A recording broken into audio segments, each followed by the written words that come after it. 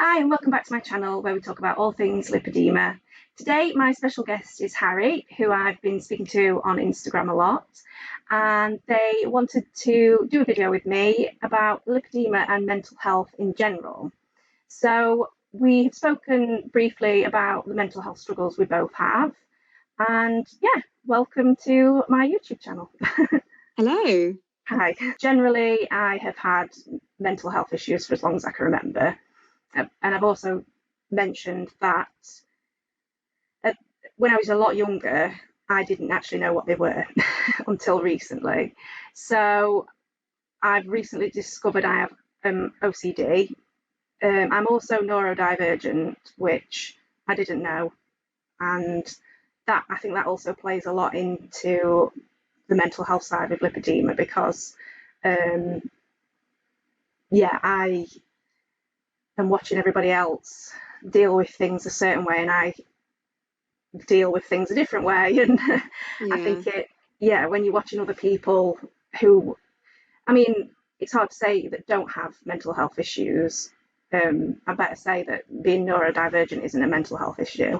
But it all kind of combines and makes lipedema really complicated when you have these added struggles, basically. Yeah, definitely. It's a horrible condition to live with, and then if you add a slightly screwy brain on top, then it interferes with a lot of different aspects of your life. So for me, I guess a quick background bit. So some of the mental illness I've struggled with for years is an eating disorder, which first started nearly 12 years ago, and that I didn't know it was lipedema at the time, but my body was very different to the other people in my year at school. Definitely had an impact on the development of my eating disorder, which at the moment I'm stable with. I wouldn't say that I've completely recovered because it's still there. The anorexic cognitions are still there. I am just much better at managing them. The other sort of thing I struggle with is I have bipolar disorder, which kind of living with lipedema does impact. Like bipolar, a lot of the management is to do with lifestyle, as well as all the medications, therapy, etc. So kind of you have this condition which again kind of eats into, no pun intended, different parts of your life, and then you have this condition which again eats into all these different parts of my life, and it kind of just makes that struggle. I mean, it's hard for everyone, but it just kind of makes that struggle even more of a struggle, really. Yeah, I think there's a lot of advice, and I say that in quotes. Eat healthy, move your body, do this, wear this, do that. But it's on paper, it's easy. But when you have these struggles, it's not as easy as just doing those things. And absolutely, like the whole diets for lipedema, for example, like I haven't had the time or the opportunity to look at it all in great detail, but there's ones that go on like the ketogenic diet, the anti-inflammatory diet, and everyone's like, oh yeah, you need to do that. I was like, if I start doing that is a one-way ticket back to my eating disorder. And yet there are some people within that community who insist it's something everyone should do, and that it will have a different effect. But I'm very skeptical about them all. But I also think that if someone tries these things and it works for them, and I think when you have difficulties with eating and stuff, it makes you more aware that it's not always a blanket case for everybody else. Whereas the people, because they can exercise, they can move the body, which people like myself, even after surgery, I can't do that as well as them, and they can control a diet if they want to and it works for them. But just because it works, like say, it works for them, it doesn't work for everybody. We are not textbooks. Physiology is physiology, but again, there are differences between us. Some people have really fast metabolisms, some people don't. Like genetics plays a huge amount into it. And there's, again, I don't know the distinct science behind it all, but there's also the hormonal aspect of it, that there's just so many variables that it's not a one size fits all. And I think that's what I find very frustrating, is that everyone's like, you need to do this, you need to do that, and people, when you say that maybe you can't, then you kind of get a lot of backlash for that. And so, for example, I don't eat meat, so trying to do the ketogenic diet when you don't eat meat, it's just not really very feasible, to be honest. No, yeah, I'm the same. I've been vegetarian and I did keto years ago, and it sounds horrible to say, but it's disgusting. I just couldn't do the cream, I couldn't do the oil. It was just, it's not palatable. Yeah, and again, if it works for you, it works for you. But yeah, for me, it's, I would be interested to see the science behind it. I know the one thing that the ketogenic diet is very effective for is epilepsy. But again, it's hard to stick to it completely. But in it, you do you. Really. Yeah, and I think you feel like that. Yeah, when people say eat an anti-inflammatory diet, most people don't really know what that means. But I think it's just a buzzword now, anti-inflammatory. Because I don't really know what it means. No, I don't know what it means. Yeah, when someone says that, you're like, right, well, what does that mean? Because it's different to everybody. People have gluten allergies, people have dairy allergies. Like, I don't have any allergies as I know of.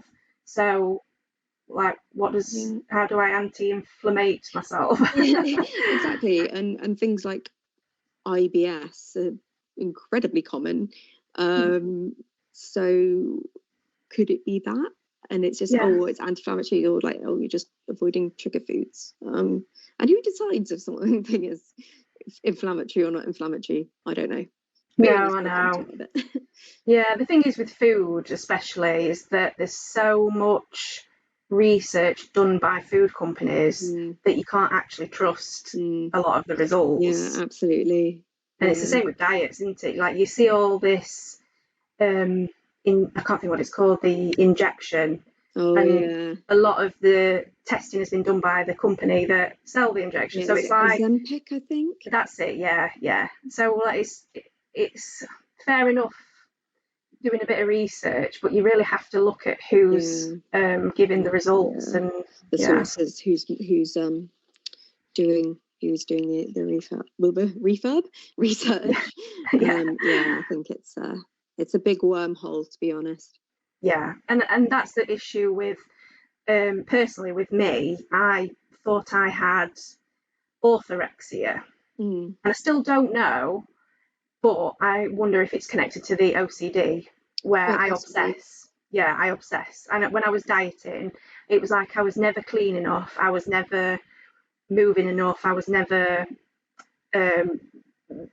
pure enough, like having pure, I was obsessed with having pure vitamins and minerals, and spending a fortune on magnesium and omega-3s, because it was just that obsessiveness. And you just get to a point where, I got to a point where I was just like, I'm better to just not do any of this, because it makes me unwell. Like, absolutely. Like, I'm very much an advocate for balance, and it's about knowing why different food groups are so important. Like, fats are important because without fat you can't absorb vitamins A, D, E and K. They're fat soluble, so no matter how fancy your multivitamins are, if you don't have fat in your diet, you're just going to end up with very expensive pee.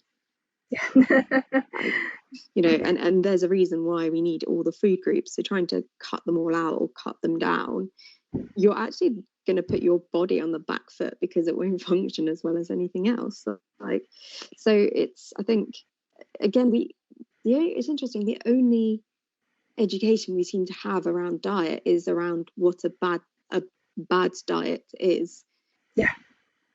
Or a good diet is seen as something that's like, is interesting, like, that eat well plate. that they go on about. It was in a supermarket who had their own Eat Well plate, completely different. It was like 3/4 vegetables and the tiniest amounts of other things. That's like, and everyone's like, carbs are bad. I was like, carbs are the most essential food group. Like, otherwise your body is using more energy pretty much to get the energy out of the food than it's like the availability anyway. Yeah, I know, and I think that's why people say like diets work. I mean, they do for a bit when you cut anything out, because your body is going without something, but it's not sustainable, and like you say, you need it, and there's a reason you start craving things. It's because your body needs them. Yeah, absolutely. And it's like, the more you deprive it of something, the more sun's come out, the more you're going to crave it. So diets don't work. Have a nice balanced diet. I always say that people with lipedema are probably the most have got the most knowledge on diets and nutrition, just because from when your body starts changing, you get obsessed and you start trying to figure out why. Yeah, absolutely. My mum, was throughout the whole of my childhood, serial dieter. She did them all. She didn't find out about lipedema until she was in her 50s. Right. But my granny, who, sadly, she died before we even knew what lipedema was. Throughout her diet, she had probably one of the healthiest and most balanced diets of anyone I know. And when she died, it was just before she, in the last few months, I remember standing behind her and I was giving her like a shoulder massage. And I was shocked at how bony she was.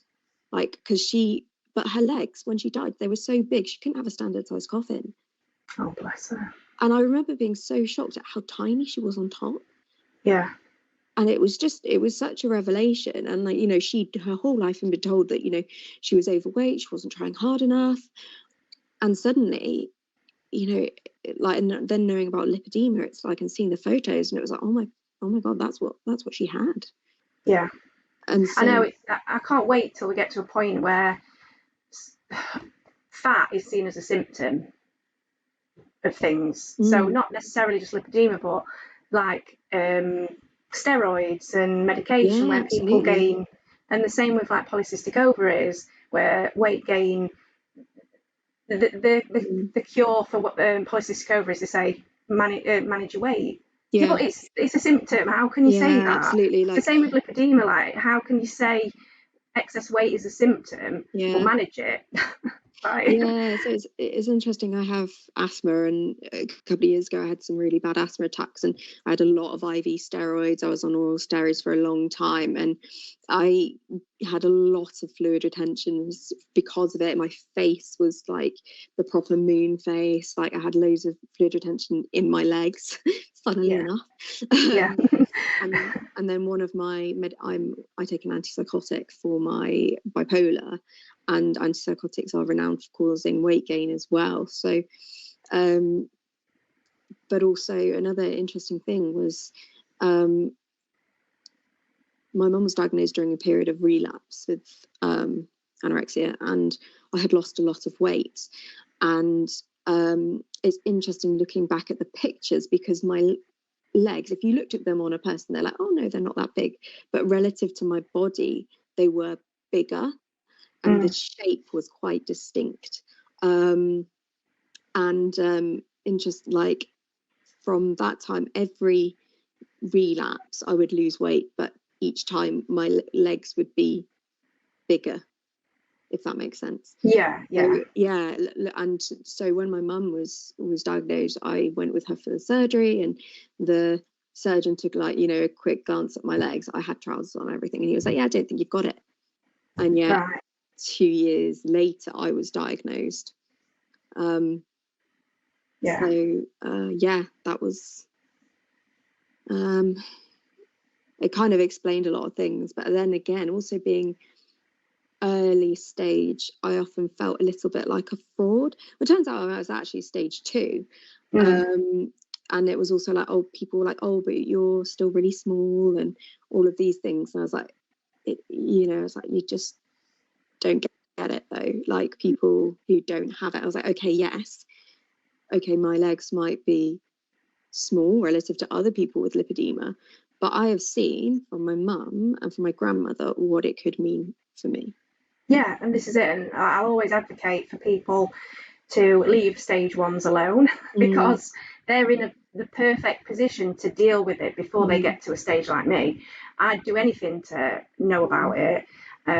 So saying to somebody, "Oh, your legs look fine. I wish I had your legs." Yeah, it's still a disease. It doesn't matter if it's not as progressed. Yeah, definitely. There's still the symptoms, and I think a lot of the problem with lipedema is that we focus on the physical aesthetic aspect of it, but it's not. It's so much deeper. And somebody who's stage one can still have eating disorders. They can still have mental health issues that are all combined with having lipedema, because it's an awful disease to have. Yeah, and there's also a lot, even if you I think another thing that people don't get is the feelings and the impact on your mental health about surgery.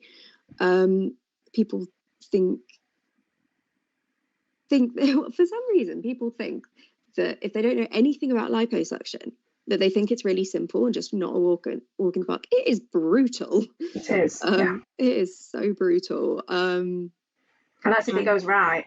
Yeah, exactly. Let's remember, it can go and very if it wrong. goes wrong, or you have complications, especially traveling as well. Like, I think people sometimes and everyone's like, "Oh, can't you get it done on the NHS?" It's like, no, can't. And like, that's the other thing. Like, financially, people don't necessarily have the funds. I feel very fortunate that I do, mainly because people have died. But I've heard of people taking out huge loans, remortgaging their house, and the stress about whether or not you get treatment, whether or not you get management, whether you can afford surgery. The impact of that on your mental health is huge. And I think sometimes also it's great that we've got a lot of awareness, but sometimes seeing so many other people going to have their surgery and getting the management and everything, and you're not able to. I mean, as I said, I'm fortunate that I have been able to. It takes a real hit on your mental health, especially when you can see what could be in your future. I think that's a really important thing to bring up, because I, as well, am fortunate enough to have the surgeries. And I can't imagine not being able to afford it, which, I hate saying that, but it's true. I'm privileged in that sense. But it's, as you say, there's the other side of the coin where people can't do that. They're not in a position, and they know that, I mean, it might be in their future, but it might not be. And it might be a choice. They might not want to have surgery, which is also fine. Like, but they still have to deal with it. Yeah, absolutely. And it's also the it's not just the surgery, it's the compression and everything in the postcode lottery. Compression is very much with surgery or without, it's very much a key kind of method of treatment, but some places you can't get referred to a lymphedema clinic. And again, people don't realize compression is expensive. It is super expensive, and you can't really just have one pair. And then if you had, so luckily I was able to access a lymphedema nurse through a conference I presented at, because in my area you can only be referred to a lymphedema clinic if it's associated with cancer. Which is the case for a lot of places. Which surprises me, but it doesn't at the same time. Because then it's like, where do you go? It's still a disease, isn't it? Lipedema, and still need help. People are referred to vascular surgery, and that referral's rejected. People, and a lot of medical professions don't know about it. So I went to medical school, and I was on placement, and I was with this very world-renowned professor in a clinic, and it was he was talking about a patient who had gained weight, And he said, okay, what things cause someone to gain weight?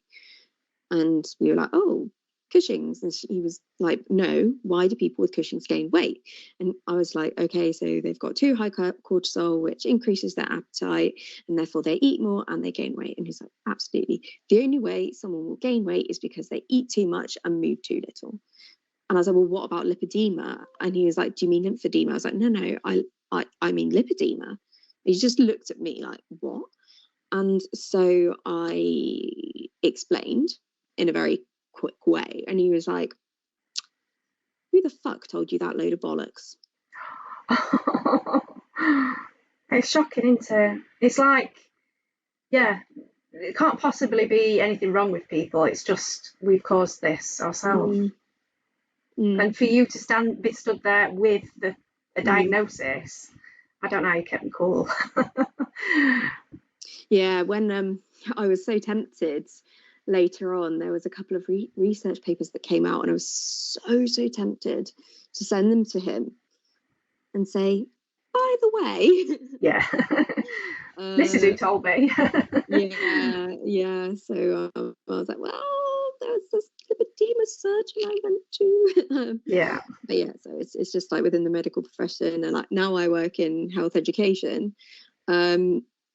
You know, I talk about lipedema a lot, and I've talked about, you know, it with students, kind of every opportunity to teach about it. That's great. I think I talked about it in my interview actually.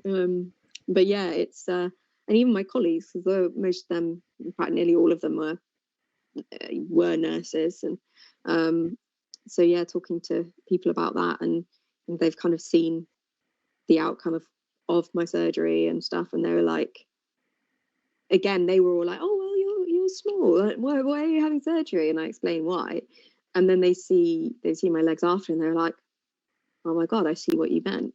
Yeah. So and it's preventative, like surgery isn't a cure, but it's a preventative measure. No, exactly. And you know, again, that was when my current surgeon asked me, why do you want to have treatment? And I said, because I want to prevent what happened to my granny happening to me. And it's interesting, they were like, oh, do you have pain in your legs? And I was like, sometimes. And then I remember when I used to foam roll, like after exercise, it would just be the most excruciating thing. I can remember it. I could feel it in my stomach, like making me feel sick. Like, yeah. And now I think about it, and like that wasn't my muscles. And now I think about it, it's like, oh, that's probably lipedema. So I suppose that ties in a lot with the mental health aspect. Is like we're in pain quite a lot, and things that don't tend to hurt people hurt us. And I don't know your experience, but I think I've gaslit myself a lot when I have pain in my feet and my legs, and even like if someone poked my arm, it'd hurt, and I'd be like, oh, why are you making it up? Why are you being so sensitive to myself? Yeah. And I think that has a big impact on you, because it's like you learn to not trust yourself and your feelings. Yeah, and one thing that the bruising, horrendous, absolutely horrendous. Like I would not, like I remember getting in the bath, like my shower's over the bath, and getting into the bath and just kind of knocking the inside of my like leg on the edge of the bath, and I had just this huge black oval from this sort of relatively, it was a bit sore, but relatively minor injury. Yeah. And I was like, is my body just, you know, being a bit dramatic? Yeah. And I remember like coming back from my brother's wedding, and I put on my pajamas, like pajama shorts, and I looked down, and I looked like a Dalmatian, because I had so much bruising. And I'm also really clumsy, so I think that comes with the territory. Definitely like a hypermobility issue, isn't it? Yeah. And I think I've got I have got hypermobility issues. It's quite associated, but yeah, and it's like, and then what I feel is like, something I struggle with sort of mentally is it's like, am I making this up? Is this a problem? I mean, generally as a medic, I have problems with my health and perception in terms of if there's something really minor going on, I catastrophize and think I must be very unwell. And when there's something very seriously unwell, I'm like, it's fine. Yeah, so, no, I can relate to that middle ground, and also that fear of seeking help from a medical professional for what they're going to think, what they're going to say if I talk about this. Yeah, in fact, I moved to this area 2 years ago, and I don't think I've ever spoken to any of the healthcare professionals about lipedema. Apart from the when I had to get a fit note from my GP and online requesting, and so one of the things I've worked out how to say it is medically indicated rather than non-cosmetic, medically indicated liposuction for lipedema. And they were really cool about it. I don't know if she even knew anything about lipedema, but you know, I think I'm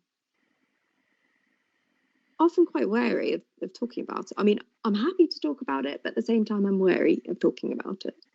Yeah, I think it's the reaction you get from people, and I don't know, I can't speak for anyone else, but a lot of time where I've spoken about lipedema and having liposuction with medical professionals, it's just like this, you can kind of feel the eye roll, like you're getting, like I'm getting defensive, I'm coming up with excuses, and it shouldn't feel like that. They should know about it. It's a real condition, and that does affect me. Like now I have my husband come with me to any medical appointment, because it sounds bad, but it kind of validates what I'm saying, because he's sat there and he's not got lipedema, he isn't overweight, and he's saying this is what my wife's got, and it shouldn't be like that. No, it shouldn't. But what I have done when it's come up in conversation, I have said within a healthcare professional, I was like, okay, open Google,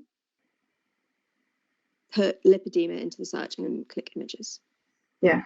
And it's really interesting when I've taught people about it, they're like, oh, I know someone with legs like that. And people don't realise just how common it is. I go to parkrun on a Saturday and everyone's wearing leggings or shorts. And I'm like, yeah, you too. And yeah, walking along the streets in London yesterday, I was like, yeah, her, them. People don't realise how common it is. And I think that's also with, again, a lot of the awareness is with people who are further progressed.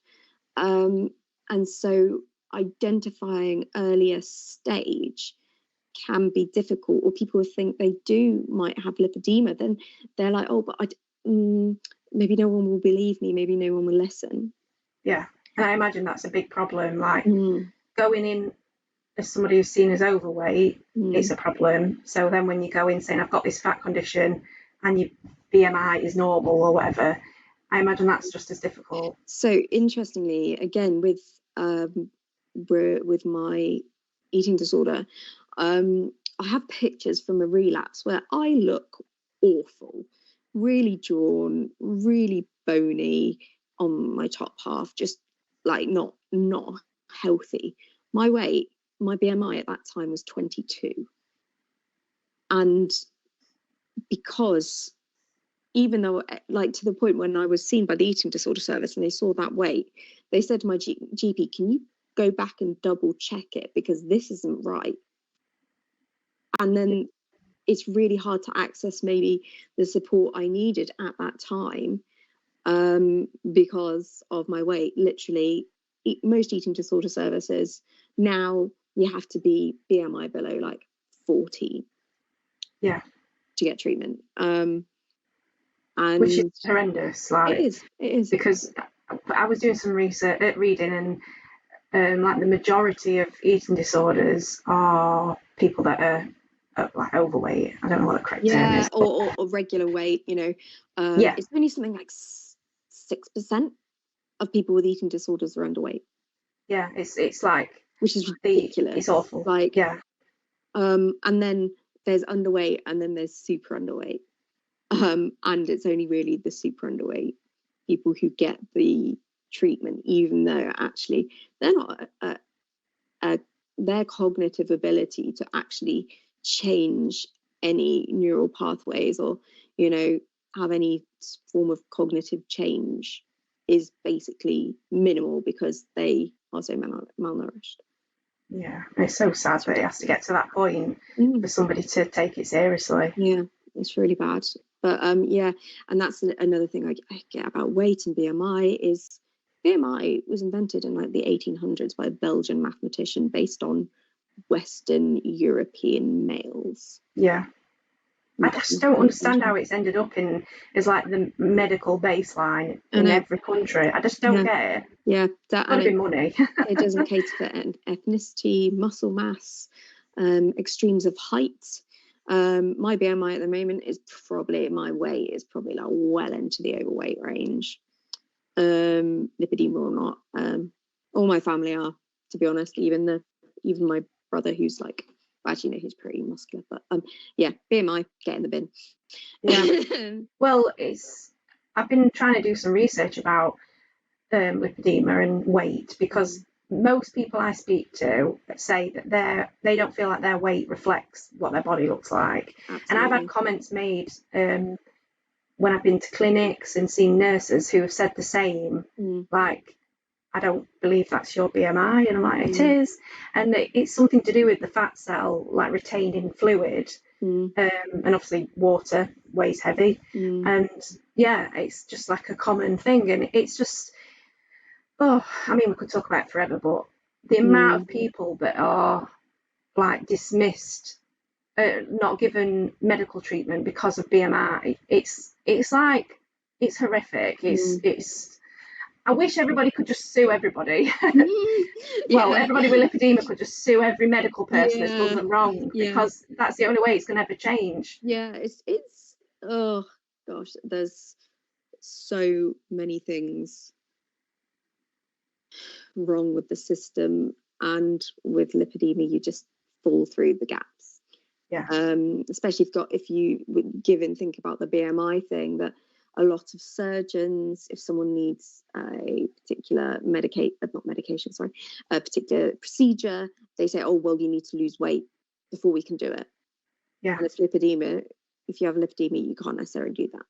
Yeah. And things about, oh, well, you just need to eat less and move more. If you have lipedema, so, late stage, we're not going to be able to move more.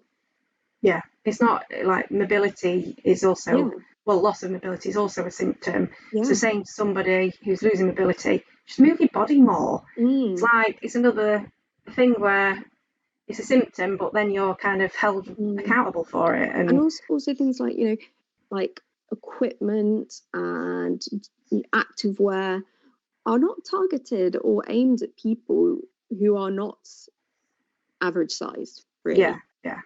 So people are, oh, well, go to the gym. It's like, well, no, the gym doesn't cater for those people. Like, it's disgusting. Yeah. Like, it really makes me angry. I know, and it's so important to like speak about things like this, because like you can never represent everybody, but we can speak about mental health. I think we've covered such a great like breadth of topic, like even things that I can't relate to. It's important to bring up, because so many people have lipedema, and it's not the case that everybody's stage 3 and struggling physically, but stage 1 can struggle mentally and have these stage 1, stage 2, where I have been, with my exercise, like my legs over time started feeling heavier, my running times got slower, because my legs are just, even though they're not that big in the lipedema world, I'm still having symptoms that are impacting my level of fitness and level of activity, really. It's not just textbook for everybody. No. I mean, I've been big since childhood, whereas some people get lipedema from menopause. So it's like, how is it fair that I'm held to a standard of you should have exercised more, you should have ate better. When I was like 6 years old, I couldn't control that. I didn't know what it was. I didn't know what calories were. Interestingly, actually, I came across some pictures of me when I was little, and 6 or 7, maybe 7 and 8, and you can see it in my legs, like already, and in my arms already. Yeah, which is crazy. Yeah, like, but because I don't have necessarily like the ankle cuff or anything like that, it's a lot more subtle than it is in some people. But yeah, it's still there. Yeah. It was almost like the tissue's always there, and then it's something that triggers it. Yeah. No, I think mine was just, I think there's a lot of people who have it kind of just as long as they remember, and then there's that trigger. So you can't, there's no cut and paste way of dealing with it, because we have to deal with it in our own way. And like dieting for me is not, because I was so young at like 6, 7, 8, I couldn't just like manage it because I was a child. I mean, I was put on diets from very young and taken to Weight Watchers meetings, and I know that my mum did that in my best interest, but it has impacted my life and mental health severely. Absolutely. Yeah, because when you grow up, especially, I've gone off topic of it, but my siblings, they were small and I was big, then you are not purposely compared, but I compared myself a lot, and I just couldn't understand it because I was a child. So it's hard to just say do this, do that, and your lipedema will be fine, because it's just so complicated, and we don't know enough about it. No, exactly, and people just can't seem to get their head around it either. Like, no matter what you explain, the examples you give, and it just sort of goes over their heads. Yeah, and it's very frustrating. It is, because it's legit, and I think most people will know somebody who has lipedema. I think it's that common. I think it's more common than we think. When you show people pictures, especially of a variety of different stages, people they're just like, oh my god, my my friend or my sister, my niece, they suddenly say, oh my god, I know someone. So I'm female at birth, so anyone who's AFAB could go on to develop lipedema. So that includes people who identify as women, AFAB who identify as women, trans men, non-binary individuals, genderqueer individuals, because they have and there are some men who do have lipedema. It's not very common, but there are men out there. So I would say the research isn't there, so it could be more common than we think, but it's just one of those. There's a lot of, I think what I find really difficult as being a non-binary person is within the lipedema community there's a lot of pink washing, and it can be very female centric. So lippy ladies, lippy sisters are very, very common, and I have found there have been barriers to kind of encourage inclusivity amongst the community, which has been really upsetting at times, actually. Of course, being told like, oh well, if you're not a woman, you can't have lipedema, or this group's just for women, you can get out. It can make you feel very isolated, and then also sometimes it's made me feel like, oh well, maybe I can't talk about this. And then, that kind of impacts your mental health and any issues you have. And, absolutely. And I think, I don't know if this is the case, this is just for me, I've kind of been taught to ignore my own thoughts and feelings because I'm seen as fat. So it's like, I imagine if you don't fit in a gender box, to fit in with a condition, that could also be a problem. You could question yourself, like, am I part of this group? Am I like, there's a lot of social that comes with lipedema awareness online, and if people aren't inclusive, I imagine that can impact your mental health and socially as well.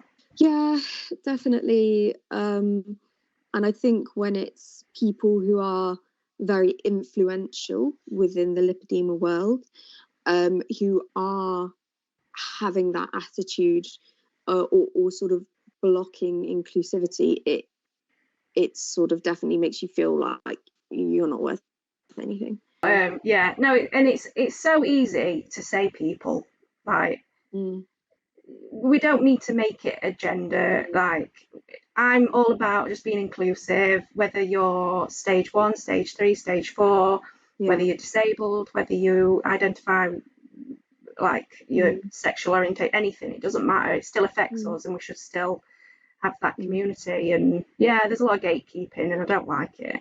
Yeah, definitely. I always think where there's money to be made, people are willing to exclude. And the amount of lipedema experts that popped up on Instagram recently who are just spouting the same, eat this diet and follow my page and do this, and it's just... one popped up. It was like a graphic about lipedema, and it was only stage 1, 2, 3, and I was like, well, what about stage 4? Yeah. Or type 1, 2, 3, or someone's like, oh, lipedema only affects the legs, and I was like, I beg to differ. I know, and this is the danger of it, because people make a nice graphic and put it on Instagram, and everyone starts sharing it, and it's misinformation, and it's excluding people that may think, well, I think I've got lipedema, but I've got it in my arms as well, and I can't. That thing says I can't have it in my arms. So the lipedema community can be absolutely wonderful. You know, I've met some amazing people through it. I found my recent surgeon through it, who was incredible. But there is a lot of toxicity in there too. So you do. It's a shame, but yeah, it's true. Yeah. And I think you have to protect yourself, because also there is so much there that actually you can go down those rabbit holes and question everything, and cause yourself a lot of distress, really. And think that be made to think that you have the wrong lifestyle, you're not doing things right. And so I think that would be one of my messages to people is, there are wonderful people out there who with lipedema who are amazing, but you need to protect yourself and not let yourself get sucked too far into it. Yeah, and you just need to find what works for you. And if you feel that you're escalating and obsessing and worrying about things, you need to try and take a step back and think, that's not working for me. That's not healthy. It's not a healthy way to go. Some people like keto, some people like low carb, and it works for them, and it's not a chore for them, but for me it is. I spent so many years avoiding carbohydrates. So many years. Like, it's so delicious. It isn't until about 18 months, 2 years ago, that I actually started properly eating carbs again. That's like 7, 8 years of my life. Yeah. Which is just sad. Shocking. Yeah. It's just sad. And that's a great example of how misinformation can spread, and everyone believes you're unhealthy if you eat bread. And I mean, obviously, if you've got an allergy, don't eat bread. Absolutely. But don't be afraid of it, because it's food and it's sustenance, and bread might not be the most nutritious, but it's still got nutrition in it. And yeah, exactly. And like, if you it's also what you can afford. Yeah, exactly. Cost of living crisis, everything is expensive. So wanting to use these fancy keto whatevers, then that's gonna cost you a lot, rather than like 70p for a loaf of bread. Yeah, I know. And I think that's like a whole nother story about the problem with like poverty in our country, and why people think everyone's overweight isn't actually correct. It's because of poverty and cost of living. But we'll save that for another day. I could talk forever. So. I know. I feel like we could just stay on all day and talk about. Yes. Well, thank you for joining me today. I really appreciate you being so open about your mental health struggles and your eating disorder, because I know many people relate to that. And yeah, it's lipedema is complicated anyway, without the added complications of your brain. And like you said, like, absolutely. and there's no shame in you not having a normal functioning brain, as it were. Like a lot of people have mental health issues, and it's just a way of managing it and finding a way that works for you. Absolutely. And again, there's not a one size fit all for mental illness, and that's about 12 podcasts in itself. Yeah, I know we should start a series. Setting the world to rights. Oh, absolutely. Brilliant. Well, no, it's fine. Yes, thank you so much. And yeah, it's been great. I'm so glad that you wanted to chat, and I'll let you say what your Instagram name is if you want to share it for people to find you. So my Instagram handle is Not Another Awareness Account, all one word. And on there I talk about mental health, lipedema, working in education, all sorts of things. Pictures of dogs. You cover a great like variety of topics. So I'll put your name on screen as well. Thank you. Yes, but thank you very much for that. And thanks for joining me.